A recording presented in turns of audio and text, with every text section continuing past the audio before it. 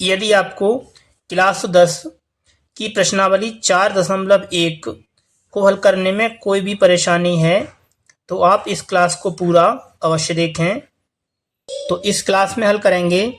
इसका जो प्रश्न दूसरा है, इसके सभी प्रश्नों को बहुत ही आसान तरीके से हल करेंगे। इससे पहले जो प्रश्न 1 है इसको भी हल किया है, आप चाहें तो उस वीडियो को देख सकते हैं। तो प्रश्न 2 में आपको 4 पार्ट दिए गए हैं, इन सभी को द्विघात समीकरण के रूप में व्यक्त करना है।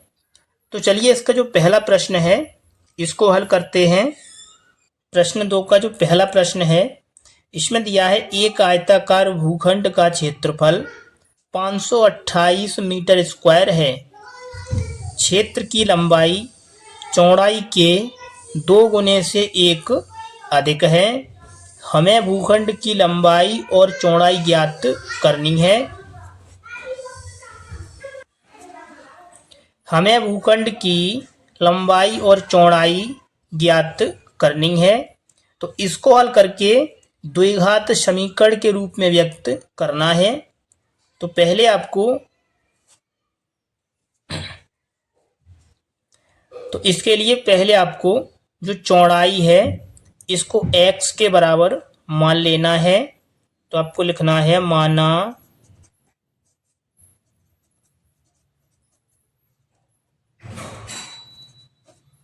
चौड़ाई बराबर x।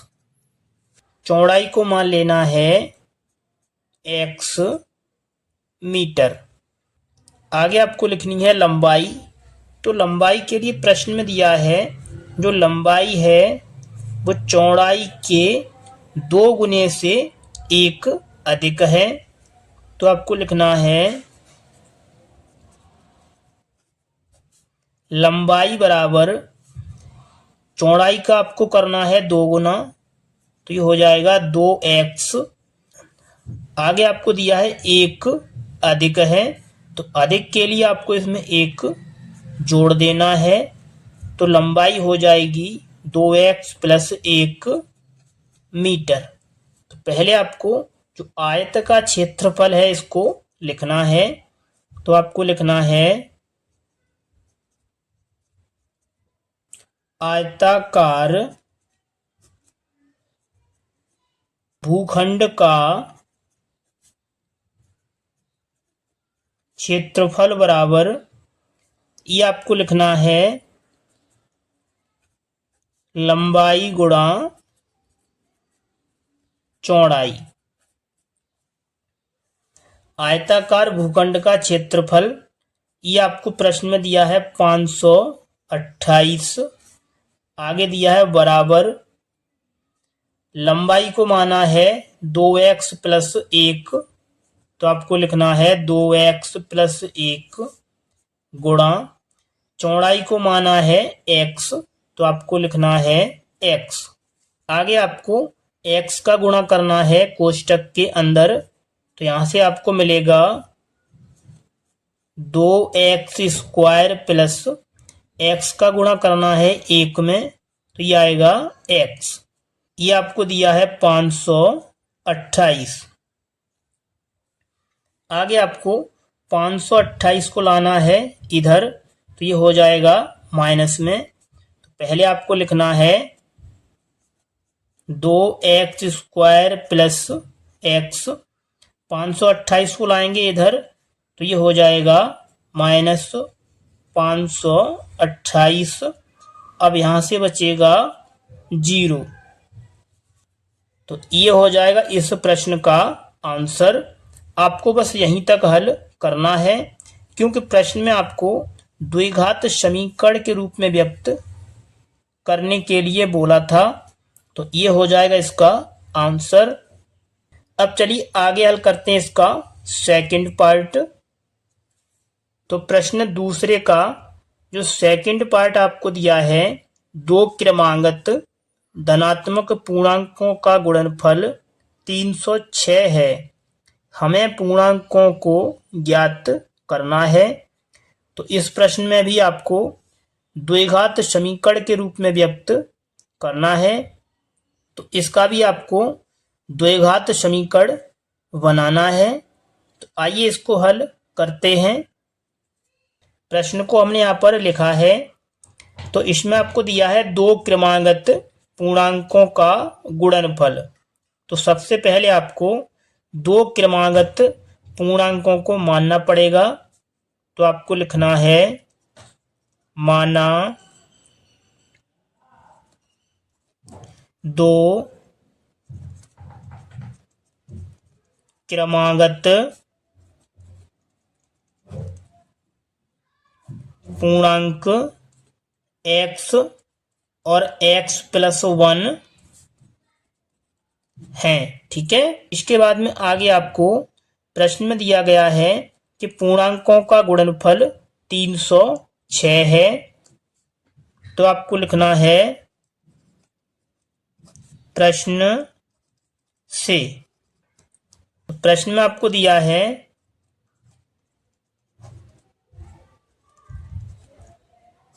पूर्णांकों का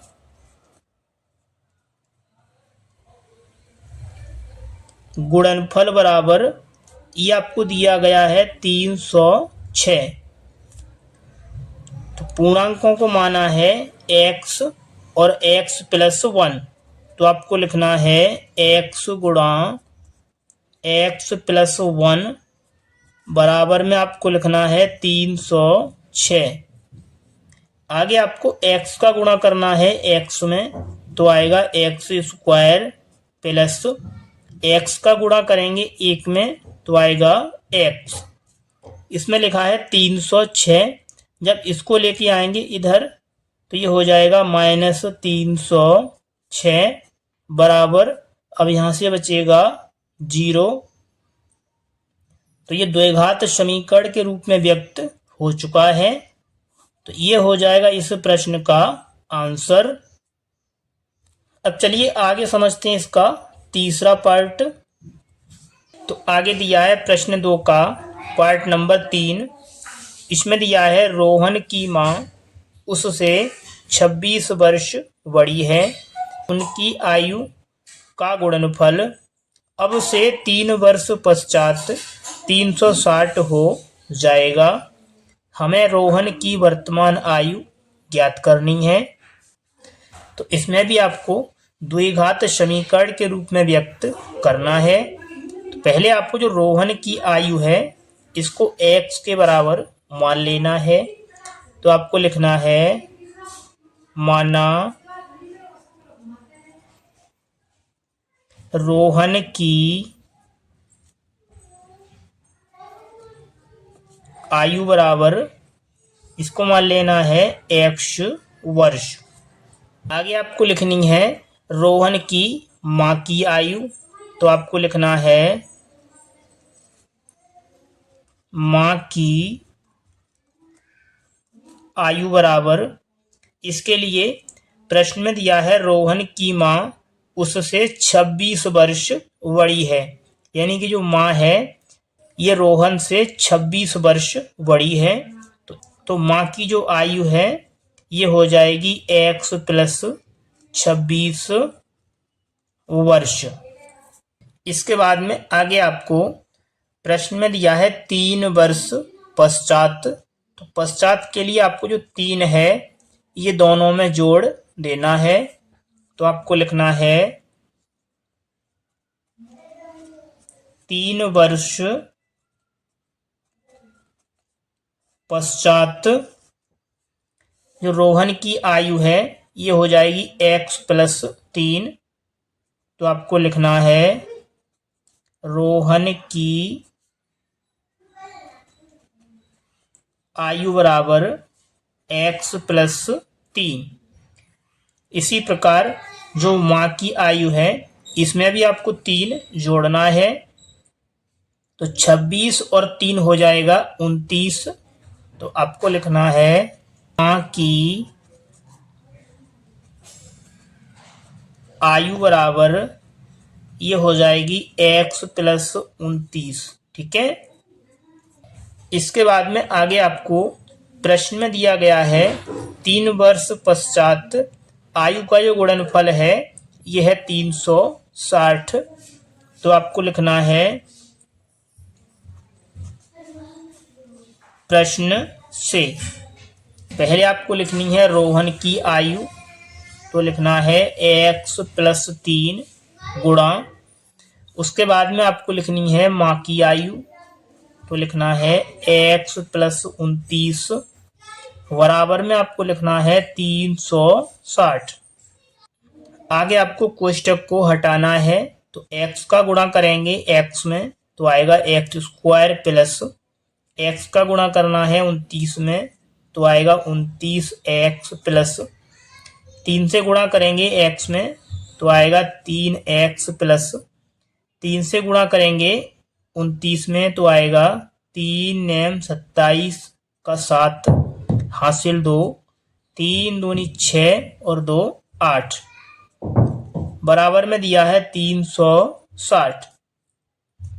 आगे आपको 360 को लाना है इधर, तो प्लस वाली संख्या माइनस में हो जाएगी, तो यहाँ से आपको मिलेगा x² प्लस 29 और 3 ये आपको जोड़ना है तो ये आएगा 32x प्लस आगे दिया है 87, ये 360 हो जाएगा माइनस में बराबर 0। आगे आपको 360 में से 87 को घटाना है तो बचेगा x² प्लस 32x माइनस, जब इसको घटाएंगे तो ये बचेगा 273 बराबर 0। इस प्रकार आपको द्विघात समीकरण के रूप में व्यक्त करना है। ये हो जाएगा इस प्रश्न का आंसर।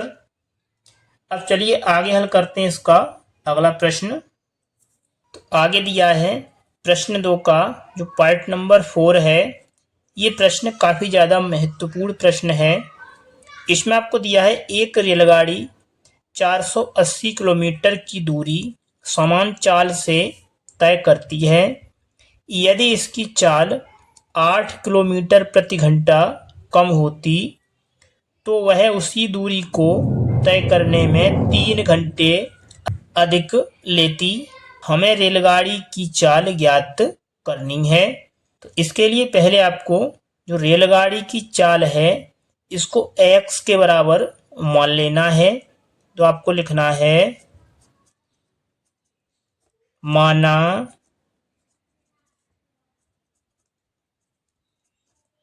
रेलगाड़ी की चाल बराबर x किलोमीटर प्रति घंटा है। ठीक है, इसमें चाल को माना है x और प्रश्न में आपको जो दूरी है ये दी है 480 किलोमीटर। आपको निकालना है समय बराबर, इसके लिए सूत्र है दूरी बट्टे चाल। दूरी आपको दी है 480 तो लिखना है 480 बट्टे चाल को माना है x। इसको बना देना है समीकरण नंबर 1। आगे आपको प्रश्न में दिया है यदि इसकी चाल 8 किलोमीटर प्रति घंटा कम होती, तो इसके लिए आपको जो चाल को x माना है इसमें से आपको 8 घटाना है। तो आपको लिखना है पुनः समय बराबर दूरी बट्टे चाल। तो इसके लिए जो दूरी है ये है 480 तो लिखना है 480 बट्टे चाल के लिए आपको x में से 8 कम करना है। तो आपको लिखना है x माइनस 8। इसको समीकरण नंबर 2 बना देना है। आगे आपको प्रश्न में दिया है तो वह उसी दूरी को तय करने में 3 घंटे अधिक लेती। इसके लिए आपको लिखना है प्रश्न से। तो प्रश्न में आपको दिया है 3 घंटे अधिक लेती।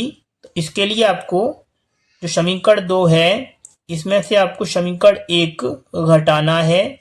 पहले आपको लिखना है 480 बट्टे x माइनस 8। इसमें से आपको समीकरण 1 को घटा देना है।